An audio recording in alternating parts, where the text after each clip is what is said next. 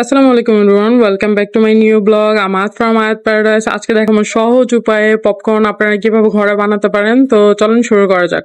তো আমি ফার্স্টে এইদিকে নিয়ে নিয়েছি একটা সুন্দর একটা কড়াই, একটা ফ্রাই প্যানের কড়াই, যেটা অ্যাকচুয়ালি ঢাকনা থাকবে। তারপর কড়াইটা গরম হওয়ার পরে দিয়ে দিয়েছি সামান্য পরিমাণ তেল, তেলের সাথে অ্যাড করে নিয়েছি লবণ, তাও পরিমাণ মতো।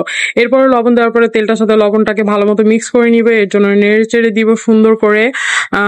এক্ষেত্রে আপনারা চাইলে হালকা মরিচ ইউজ করতে পারেন, আমি মরিচের গুঁড়া ইউজ করিনি, আমি শুধু লবণটাই দিয়েছি। এই তো আমার পপকর্নটা একদমই ফ্রেশ ছিল। অনেকজন ধুয়ে পপকর্ন ইউজ করে, তো আপনারা চাইলে ধুয়ে নাও ইউজ করতে পারেন। এটা ফ্রেশ ছিল, এর জন্য আমি ধোয়ার প্রয়োজন মনে করিনি।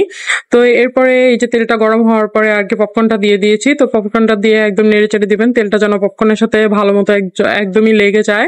তো এই তো আমি একটু নেড়ে চেড়ে দিচ্ছিলাম। অনেকজন আর কি নাড়াচাড়া দেয় না, সেক্ষেত্রে আর কি অনেক সময় দেখা যায় যে বুটগুলো হতে চায় না, যাই হোক সবগুলো ফুটে না। এরপর নেড়ে চেড়ে নিবেন, এরপরে চুলার ফ্লেম একদমই লো ফ্লেমে দিয়ে দিবেন, একদমই জোরে দেওয়া যাবে না।